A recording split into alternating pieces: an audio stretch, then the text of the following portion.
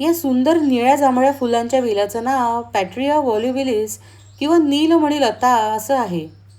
याची पानं अत्यंत खरखरीत असतात, अगदी सँडपेपरसारखी. म्हणूनच याला सँडपेपर वाईन हे सुद्धा नाव आहे. हा वेल माझ्या घरी 25 वर्षांपासून आहे.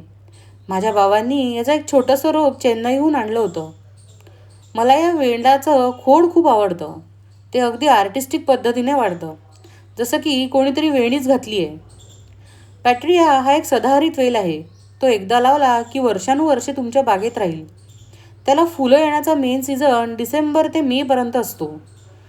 वसंतात त्याचं फ्लॉवरिंग अगदी पीकवर असतं. त्याची छान कटिंग केली की तो आटोक्यात राहतो, नाहीतर आजूबाजूला जिथेही जागा मिळेल तिकडे तो पसरतो. आमच्या आंब्याच्या झाडावर हा वेल चढला आहे, त्यामुळे आंब्याचा मोहोर आणि याची फुलं एकत्रच बहरत आहेत. पॅट्रियाच्या फुलांना मंद सुवास असतो, पण अगदी जवळून घेतल्याशिवाय तुम्हाला त्याचा सुगंध येणार नाही. त्याची फुलं द्राक्षाच्या घोसासारखी असतात. फुलपाखरं, मधमाशा, भुंगे, सनबर्ड्स यावर नुसती धुमाकूळ घालत असतात. याशिवाय मधमाशांना खायला बी इटर्स आणि सरडेसुद्धा येतात. खारुतायांचं तर हे आवडतं फूल आहे. त्या फुलाच्या मध्ये जे डार्क रंगाचं फूल असतं ते त्या खातात आणि उरलेलं फूल हे खाली फेकून देतात. त्यामुळे खाली नुसता निळ्या फुलांचा सडा पडलेला असतो. हा वेल खूप दाट होतो, त्यामुळे बुलबुल आणि सनबर्ड्स यावर आपलं घरटं बांधतात.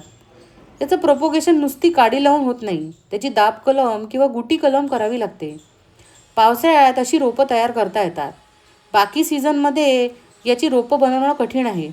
म्हणूनच हा वेल तुम्हाला रेअरलीच एखाद्या नर्सरीमध्ये विकायला ठेवलेला दिसेल. याला फळं अर्थात बिया येत नाहीत. मला आठवतं आहे, लहानपणी मी याची वाळलेली फुलं वापरून ग्रीटिंग कार्ड्स बनवायची. या व्हिडिओमध्ये वापरलेली पक्ष्यांची चित्रं मीच काढलेली आहेत.